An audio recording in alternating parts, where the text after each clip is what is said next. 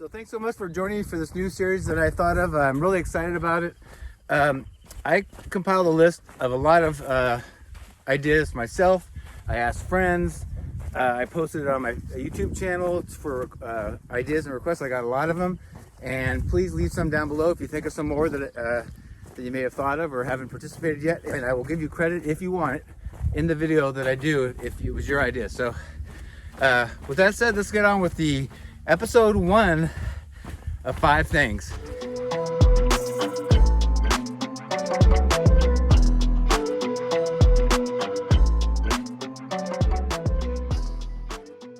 So I chose this one because I don't need any gear or props. We're not talking about base weight or anything like that.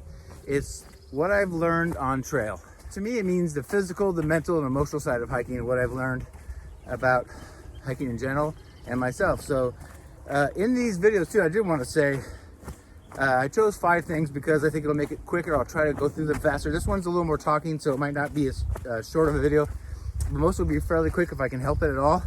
And sometimes I'll do them in order from my 5th down to my number 1 choice. This one is actually random. There's no particular order except for the number 1 is my number 1 thing I learned. The rest are in no particular order. So let's get on with it. So the first one is I want to use my thru hike not just to hike and have an adventure, but to progress and grow as a person. I am about certain things very anal. Some things I'm not anal at all, but I'm very organized, and I was really caught up on getting my resupply exactly right for the PCT thru hike and all this stuff. And I wanted to use the trail to learn to plan and be wise, but to also not worry about it. And things always work out, and they say that on trail, things always work out, and it did. So, I was worrying before I even started my hike, will my resupply get there? Will I get a hitch? Where am I going to stay? Where am I going to resupply in town if I'm not sending a box? What are the hours of this and that? And you get caught up in all this stuff, and it takes away from your hiking experience. So I used my hike to work on that part of my personality. I've since done the long trail, the Trans-Catalina Trail, a lot of other things, and I'm so much better for it now. And I do plan, but I let it happen naturally as well. Another thing I learned from the trail was that whether you're through hiking, weekend hiking, but this is kind of more long distance hiking, is that it's less about the trail and more about the people and the experiences you have on trail. I did the whole desert straight through, which I'm now that I'm seeing the hikers go this year and struggle with it, I realized it was a pretty good feat to do every square mile all the way to Canyon Meadows. I can't tell you every flower I saw or every view I saw, you can't possibly remember all that, but I can remember most of the people I met, the towns I went to, the hitches I got, and the experiences and the kindness that I experienced. I had some injuries, so I had trail injuries in the desert, and just that's what you remember. So the trail is kind of like an avenue or a road that takes you on the adventure, but whether you're doing any long distance hike or anywhere, you're gonna have beautiful vistas and views, but you remember less about some stellar view and more about the experiences you have and the people you meet. Number 3 is I've become so much more confident and competent as a hiker and a backpacker, especially doing this remotely. I know how to semi-survive. I'm not talking like Bear Grylls kind of stuff, but I know how to filter water and properly set up a camp, hanging my food, all that kind of stuff. Oh, and mapping and figuring out where I am, trying not to get lost and all that. So everybody starts somewhere and you're a beginner at some point, but I feel so much more confident and competent. I feel like I can do most trails, and if I had to do them by myself, I could survive and do fine. So, I'm a social person, rather have people, but I feel like I'm confident enough to do that. All right, number 4 is any goal within reason is attainable. You want to do the PCT, make it happen. I used to be in corporate sales for about 20 years, made well into the 6 figures, and was completely miserable.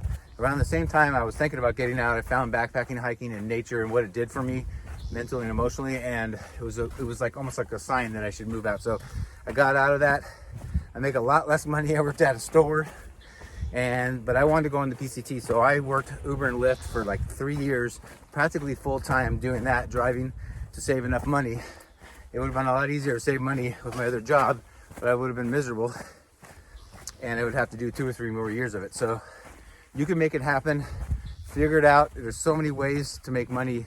you know, online and things like that. If you want to go on one of these things, even if you don't make a lot of money, start planning it. You know, the other way to do it is I had to give up a really nice apartment to go on my hike, and I cut all my expenses down too, because you will have expenses when you're on the trail, but you can make it happen if you want it. Any kind of dream. It doesn't have to be backpacking.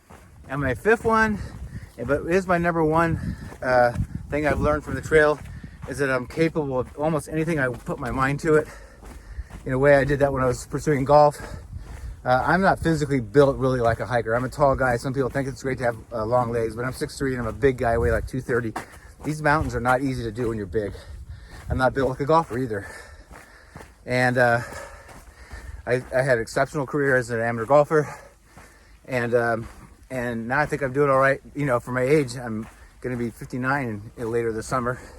I'm doing okay for my age. So, you know, I just learned that I am so much more capable than I thought I was at least at the hiking stuff. I was very slow. I stopped all the time. You can attest to people that I used to hike with when I started. Mountains, I almost was cutting spitting all the way up and down mountains, saying I'm never going to do this again. I'm never coming out of here. I'm never, not only that hike, but never going out again. I get home and I'm sore for 4 or 5 days, you know, after a weekend trip, and maybe did 30 miles or something. But I instinctually knew there was something about this that was good for me. I had to get past the soreness, get my gear lighter, get more reps on the trail, and get confident and competent. But what happens is yes, the more you hike, and I've said this when you go to through hike, I get asked all the time, what should I do to get ready for a through hike? You need to hike, but what people don't do is, not only they're not hiking to get in shape, but they're not getting tough mentally and emotionally. You have to learn, you know, like your air mattress goes flat and you slept horrible, your knee hurts, you have bad blisters, it's hot, it's cold, all that stuff, it's raining, like today. You know, all that stuff happens, and there's no shortcuts to that. So there's like 20-year-olds that get the trail and do. Some people make it all the way, yeah, but it's very, very rare. So if you're gonna think about doing long distance hiking or any kind of hiking, do your due diligence and hike and try gear and figure out what's right for you. That's all I'm going to say. I want to keep this semi-short, so I hope this really helps. I hope you've enjoyed this first episode. We're going to try to do one. I'm not going to do it exact. I don't want to be held to anything, but around once a week. I've got a long list, but please leave some more if you think some good ideas you want to know about. It can be hiking, backpacking, mental, emotional, all that stuff. What you want to know about, you think I could help you with. We can kind of learn together. Even if I don't know, I'll find out. I'll give you credit if you want it. Just let me know if you do. Or actually, let me know if you don't. Also, I don't push it much, but I want to remind you that I'm slowly phasing into trying to create more and more. I eventually want to do van life. I'm phasing out of working a normal 9 to 5 or even working for somebody else and trying to earn my own income separately so I can be remote and travel and bring more to you. So check out my links right below in the description box. I have, if you want to become a patron, you can be as low as I think $1 or $2 a month and help support this. I think you can even write it off. And I also have, I don't talk about it much, but I have a merch site with my logo on some things. Grab a coffee mug or something, or a shirt. And then lastly, I even have, I think, my PayPal. If you just want to donate one time, you can do that. But everything adds up and it's very, very much appreciated. But go to the links if you want to check it out below. Besides that, I hope you enjoyed episode 1 of 5 things. And let me know what you think. And until next time, see you down the trail.